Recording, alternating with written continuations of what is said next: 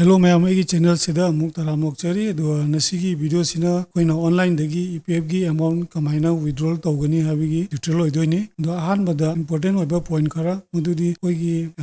UN number password अदुगा आइगी EPF account गा आइगी बैंक अकाउंट गा लिंक लेना बताएगा लिंक लेना देदी पैसा से खुदक दलो तो यारोय अदो मरी सुबदना विड्रॉल तौदबे अमाउंट सेना कोइगी आइगी इसागी कंट्रीब्यूशन अदु खक्तनी कोइना विड्रॉल तौबा यादोइसेगा ओके मैम अदु कोइ वीडियो सा होसिगा स्टेप बाय स्टेप मैम दस मुचर गया अखोना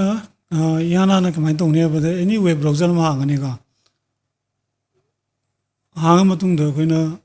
कनो द सर्च ग चलगा ईपीएफ हाइना सर्च तौरनीना सर्च तौर मतुंग द याना नंतरप लिंक से होगी याना नंतरप वेबसाइट हाइबे दरेगा www.epfindia.gov.in से असे क्लिक तौरने क्लिक तौर मतुंग द असिगी पेज से थोलकने बगा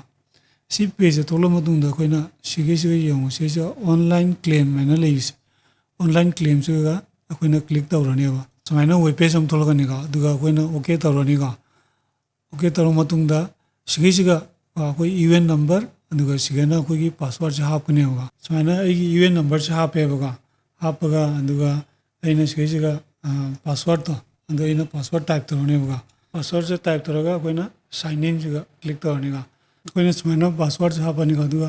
साइन इन तौरनी साइन इन तौरगा सिगा ओटीपी लागने वन टाइम पासवर्ड से क्या चकने नसाई रेजिस्टर तब मोबाइल नंबर दो अभी पासवर्ड से लागने ओटीपी से लागने ओटीपी से हापनी ओटीपी से कोई 6 डिजिट नंबर होबनीगा ओटीपी से सूमाय तौरगा हापनी हाप सबमिट तौरनीगा सबमिट तौरगा सूमायना तौलानीगा सोंदना मेंबर की प्रोफाइल्स लेरनीगा सोंदना अखोगी होम द मागी केनोगा अखोगी मेनू खरा लेनेबगा मेनू से यहाँ नकोइना चतोइसे मेनू से चलगा केवाईसी से हानदंग क्लिक तौबिरो अदुगा माइना पेज अमा थोलकनीगा पेज सिगा नसागी नंगी मिंगा अदुगा बैंक का कम बैंक नो अदुगा सेजे लेरंगनी पैन कार्ड लेगनी अदुगा सागी नंगना सूब कंपनी दी ममिंग दो लेरमनीगा ऑलरेडी अखोई बैंक से ऑलरेडी लिंक होरबनीना से लोइना थोएबगा बैंक की डिटेल्स मैम से असी लेरनी अना पैसा से लौटोके हारगनगा से जेंगदोइसे मागी ऑलरेडी लिंक लेरबा हाइना जेंगनेबगा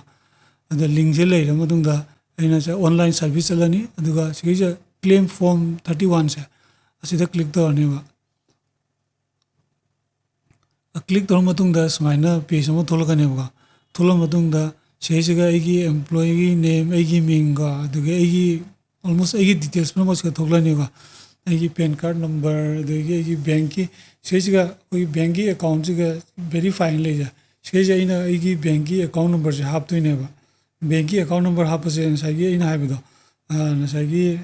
ऑलरेडी लिंक लेरबनीना बैंक अकाउंट नंबर से हापगा बैंक अकाउंट नंबर हापके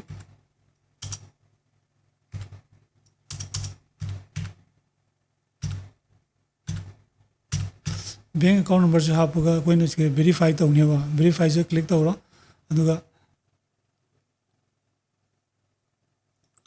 वेरीफाई होरेगा से टिक मार्क तौसे से वेरीफाई होरबनी से बैंक की माई डिटेल्स लेरेगा से प्रोसीड है लेनेगा प्रोसीड फॉर ऑनलाइन क्लेम है proceed for online claim click तौरनी क्लिक तौर नसाई मोबाइल नंबर थोलनीगा यूएन नंबर थोलनी मिंग थोलनी पैन कार्ड थोलनी जॉइन तौगिबा डेट तो थोलनीगा I want to apply for से चलगा कोइना सिगैसिगा पीएफ एडवांस फॉर्म 31 से क्लिक तौरनेबा क्लिक तौर मथंगदा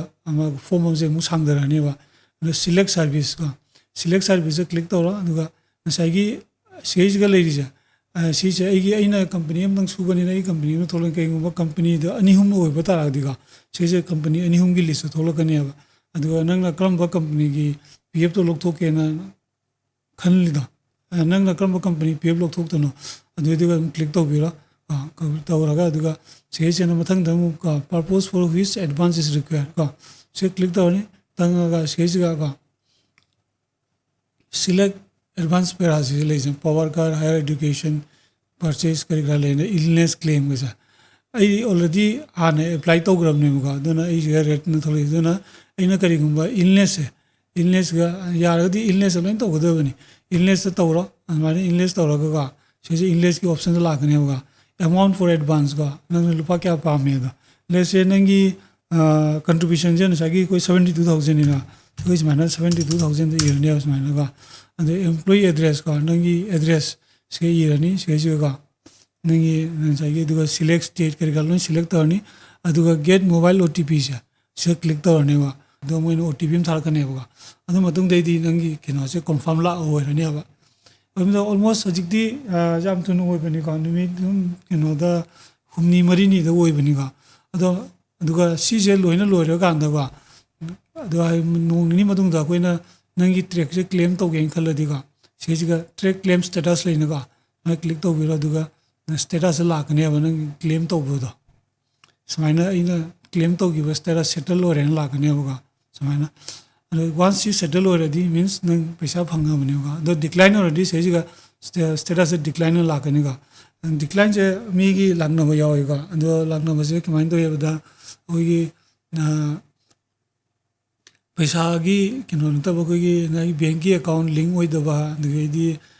pan card update oi da ba ga andugi maina tawbadigi ga koi document je koina koi sigi kino je status je matung da koi gi siga claim status le na ga current status है claim settle le ado kara magi di koi gi siga decline su la kane ba ado na decline la imaram sana kai no ba na sai gi aina ai gi chechang su da ba natraga aina sai gi magi purpose of withdrawing do aina sai gi atopada selection to ruba dugi ga ado yara di purpose of selection was withdrawal to bui je anam ba illness oina sum tong nei mam ga sini nasigi koi gi PF te gi online da kamaino withdraw to ne do ga ado pare mathangi video do mam unarsi thank you bye bye